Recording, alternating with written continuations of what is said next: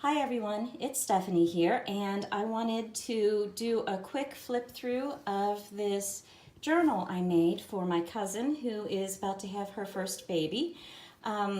This is in the junk journal style that I'm going to show you how to make, and I'm going to go quickly through it because we are actually on our way out the door to the baby shower, but I wanted to make sure that you all saw this before I gave it to her.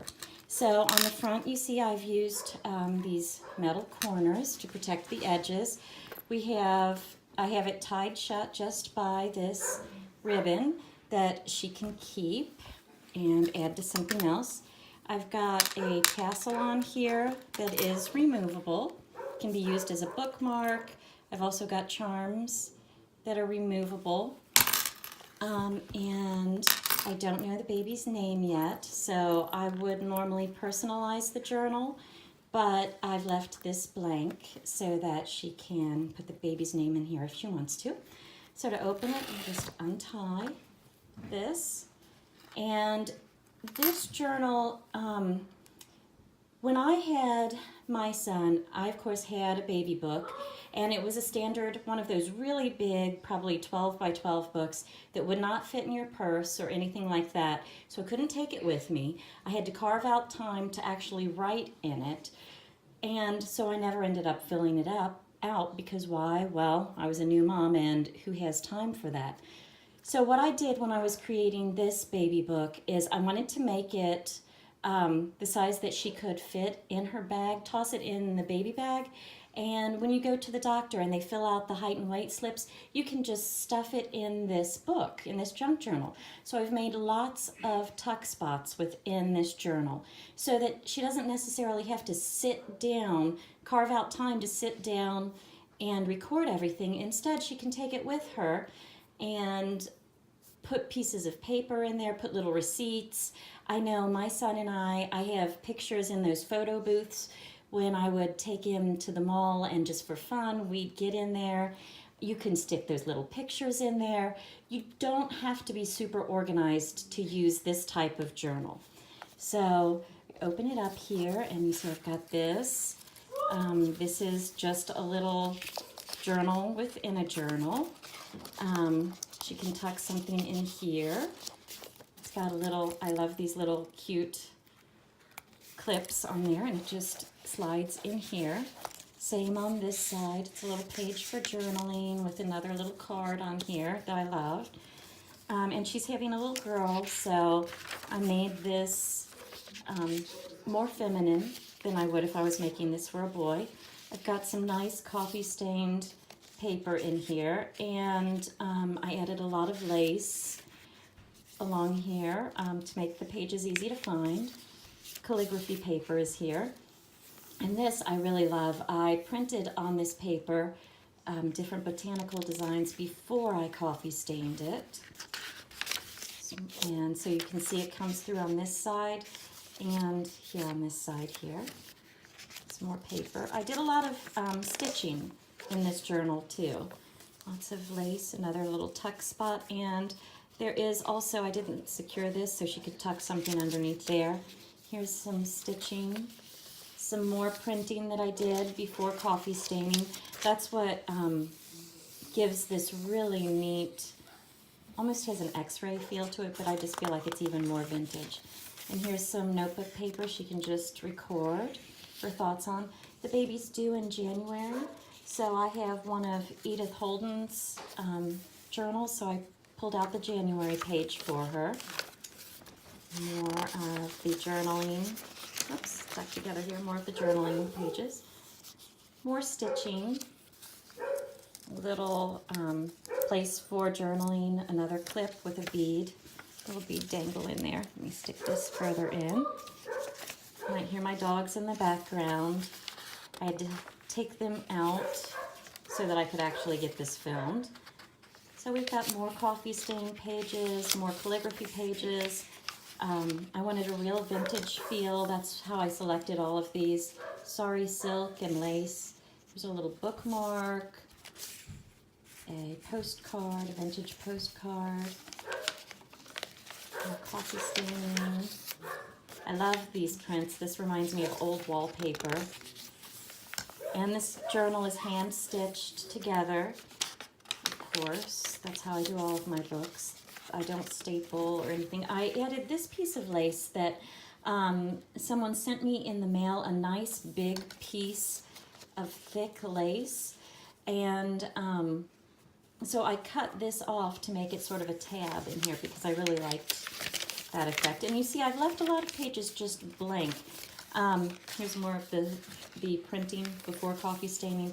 I left a lot of pages blank so that she could just write down what she was thinking about that day.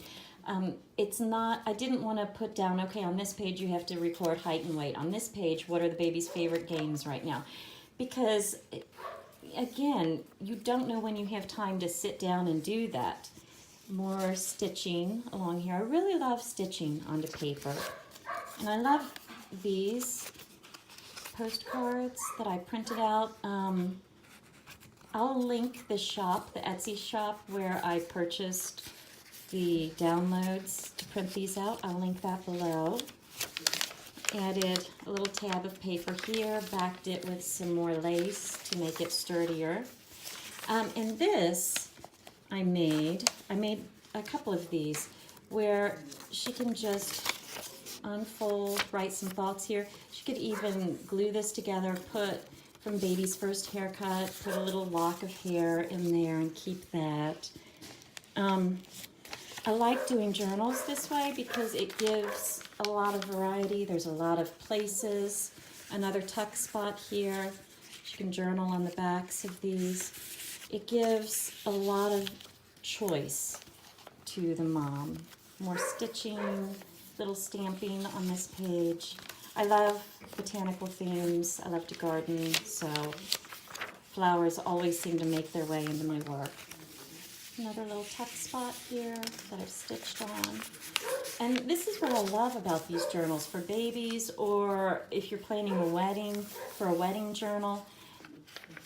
It's so easy to jot down your thoughts to, let's say, for a wedding, even if you were doing a wedding journal, you're going to look at dresses or talk to caterers or florists. You can tuck their cards in here just to remind yourself who you talked to, so that when you go back through, you can, just have little precious memories of those moments. More stitching along here. And here's another tuck spot, a little piece of paper I've put in here. You can also tuck something in here. And of course you can journal on the backs of these. Here's some more lace and calligraphy paper, more stitching. Lots of coffee stained paper. I like the weathered effect that it gives. Another little tuck spot here. And she can tuck in through here also. I like to only fasten these on the center, on the edges and in the middle, so that things can be tucked in. Here's another little envelope, and this one I did seal on the sides to make a little spot to tuck in some more memorabilia. And I love these little hanger paper clips that I got. I think I got those from Hobby Lobby or Joann's, I can't remember. Another tuck spot that I just left blank here and here. This is again an entry from Edith Holden's book and January Flowers. Another tuck spot. This is an envelope that I stitched together from an old book page. And she can put something in there. So it just gives a lot of variety, really. And you're not bound to any one way of journaling. You can really make it your own. A little journal page and a tuck spot. And this is what I like to do specifically for baby journals, because I know I've got a whole bag of stuff upstairs from my son's birth 15 years ago that did not make it into his baby book. She could just journal on here. It's stitched. Because I just didn't have time. But if I had a journal like this, I could just stuff in little cards that I got for him. My son was in the NICU, and they'd print out pictures for me. I could stick those little pictures in here, and all these different tuck spots. little dragonfly printing, another few spots, and cards to journal on. Again, with a botanical theme, bees. I love insects, bees and dragonflies, vintage floral prints. And this is a piece of graph paper that I really love. I love the vintage feel too, but if she wanted to, she could plot the baby's growth on this chart instead of just writing out the numbers for the height and weight. And more of the graph paper here. Little bookmark, journal page. I think we're getting to the end here. More spots to journal and just tuck pieces in. I really like the way the coffee staining came out here. Some people like it to be a little more subtle on these pages, but I like when you can definitely see the staining from the coffee. And again, I added, let me move this up a little bit so you can see it. I added another piece of that nice thick lace on here for a tab. More coffee paper. And we are getting to the end here. Last page, little pockets, and another little postcard with a little journaling card on here. So this is the journal, the back, and the front. I loved this little cameo that I put here on the little door to open it up.